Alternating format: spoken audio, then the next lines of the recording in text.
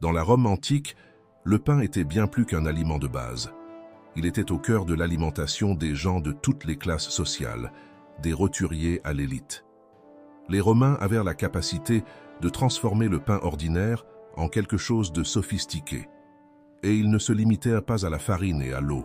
En fait, les Romains ajoutaient une variété d'ingrédients et utilisaient des techniques créatives pour rendre le pain plus savoureux et plus intéressant.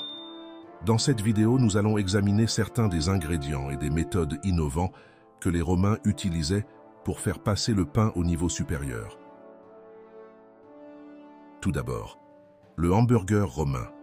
Bien sûr, dans la Rome antique, il n'y avait pas de hamburger tel que nous le connaissons aujourd'hui, mais il y avait des plats qui ressemblaient au hamburger. Les Romains préparaient un mélange de viande hachée ou hachée avec des épices, appelé ischia aumentata. Cette recette est décrite dans un livre de cuisine par un homme nommé Apicius, qui a vécu à la fin de l'Empire. Les recettes d'ischia aumentata comprennent le mélange de bœuf haché avec des ingrédients tels que des piments, du vin et d'autres assaisonnements. Le mélange a ensuite été moulé en petites formes, comme des hamburgers, puis cuit. Dans certaines recettes, le mélange de viande était enveloppé dans une sorte de croûte faite de pain, créant une combinaison de viande et de pain qui ressemble à un sandwich. En outre, les Romains préparaient également d'autres plats à base de viande, tels que des saucisses et des boulettes de viande. Bien que le hamburger tel que nous le connaissons n'existait pas dans la Rome antique, l'idée d'associer de la viande avec du pain est une tradition culinaire très ancienne. Deuxièmement, le blé égyptien. Tout comme aujourd'hui, les pains fabriqués à Rome n'étaient pas tous les mêmes. Il y avait une hiérarchie claire, déterminée par l'origine et la qualité des grains. Les céréales importées d'Égypte, par exemple, étaient les plus précieuses et les plus respectées. Ce blé égyptien, connu pour sa pureté et la production de pain blanc, était soigneusement stocké sur les étagères des boulangers, une place réservée uniquement aux meilleurs produits. Les pains à base de blé égyptien et d'autres farines fines étaient considérés comme les plus raffinés et consommés par les élites romaines. Ils étaient appelés panes mundus, et la farine de ce pain était tamisée plusieurs fois pour assurer une texture lisse et légère. Il y avait aussi le panes secundarius, qui était un pain de qualité intermédiaire, fait avec une farine tamisée, mais pas aussi fine que celle utilisée pour le panes mundus. Il était plus accessible et consommé par une partie importante de la population.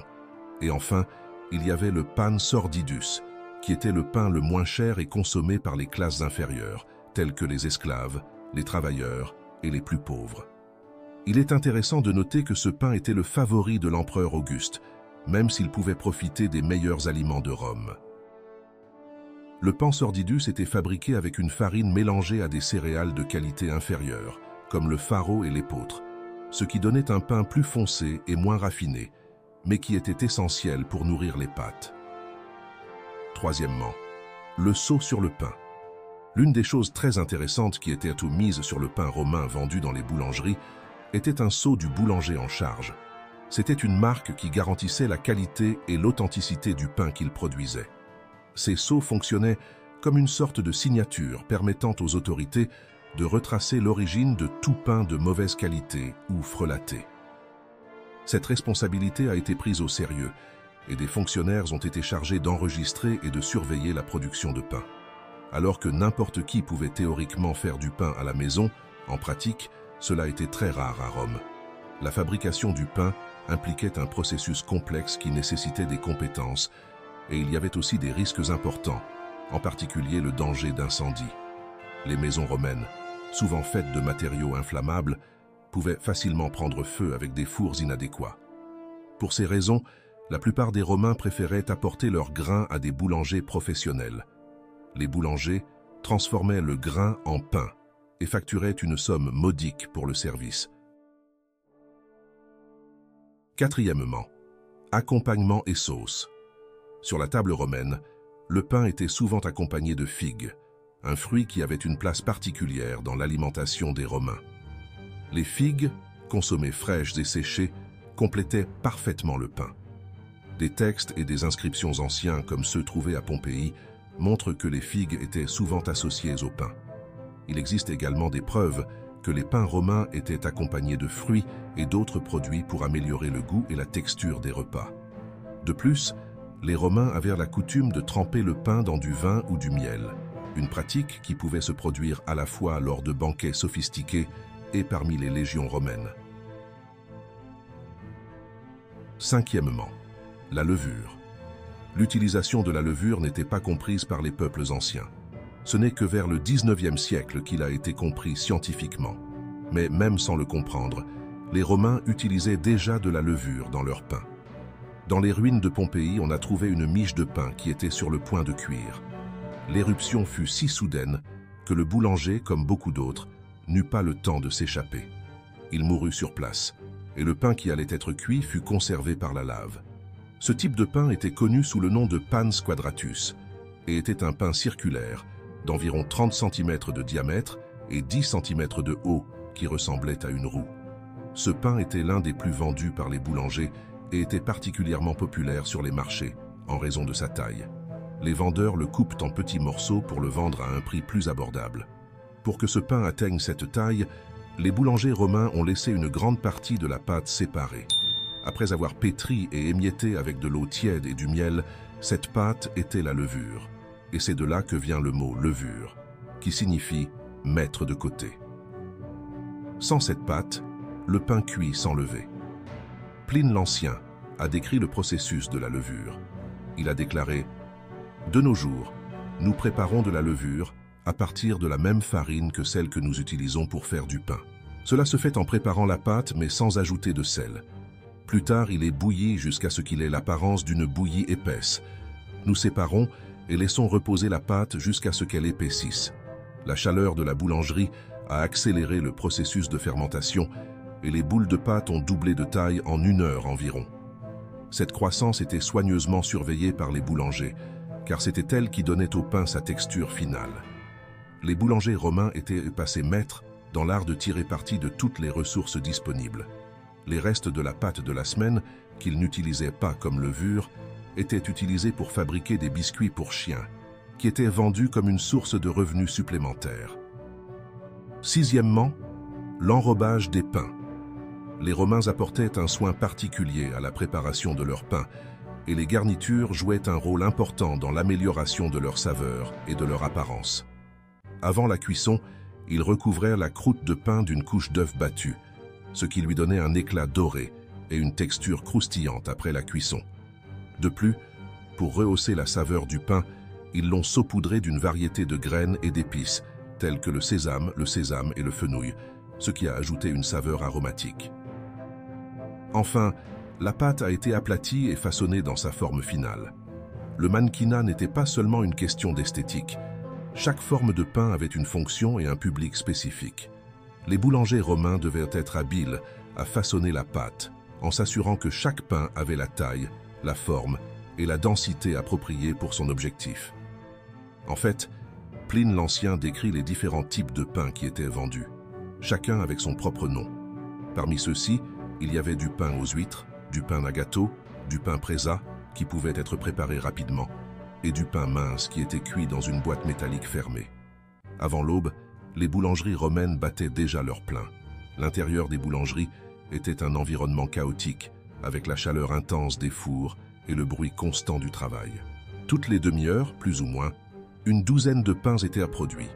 Ces pains, encore chauds, ont été rapidement acheminés à l'avant du magasin, où ils ont été soigneusement rangés sur des étagères séparées par type et par qualité. Aux premières heures du matin, une file d'attente a commencé à se former à l'entrée de la boulangerie. Les gardiens qui avaient terminé leur service, les ouvriers sur le point de commencer le travail de la journée et les esclaves chargés d'acheter du pain pour leur maître étaient quelques-uns des clients réguliers de la boulangerie romaine. Dans les légions romaines, les soldats avaient également accès à différents types de pain, en fonction de leur position et des circonstances. Le pans militaris castrensis, ou pans cibarius, était le pain standard pour la plupart des troupes, fabriqué à partir d'une farine plus grossière et plus foncée, ce qui donnait un pain dense et lourd. Ce type de pain était un choix pratique, car il pouvait être facilement stocké et transporté lors de longues campagnes.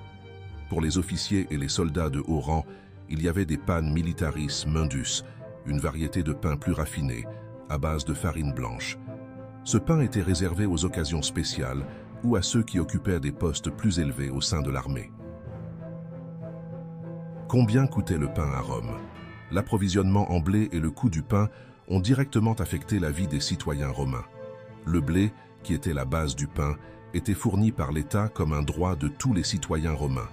Pour s'assurer que tous les habitants, des roturiers aux aristocrates, puissent avoir accès au blé, le gouvernement romain a créé un système de distribution.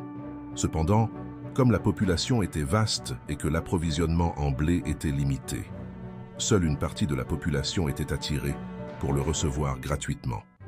La distribution du blé impliquait des accords complexes avec les agriculteurs locaux et les tyrans des villes voisines, ainsi que la résolution des pénuries lorsque l'approvisionnement en blé n'était pas suffisant. Le maire, qui était un fonctionnaire responsable des affaires urbaines, avait l'obligation d'acheter et de distribuer du blé à la plèbe.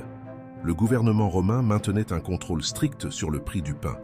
On estime que le coût d'une simple miche de pain dans la Rome antique pouvait se situer autour d'un as, qui était une pièce de bronze. Cependant, en temps de crise, comme lors de guerres ou de crises agricoles, le prix du blé augmenterait, ce qui rendrait le pain plus cher. De plus, il y avait des pains plus élaborés et plus chers, faits avec de meilleurs ingrédients, qui pouvaient coûter plus cher. Un pain mince, fait par exemple avec du blé égyptien, pouvait coûter environ 2 à 4 ânes, soit 2 à 4 fois le prix du pain ordinaire. Une guilde de boulangers, qui était une association puissante et représentait leurs intérêts, avait une influence significative sur les décisions politiques concernant le prix du pain. Cette association permet de négocier des ententes avec le Sénat et de s'assurer que les boulangers puissent fonctionner de manière rentable, à condition que le prix du pain soit équitable pour la population.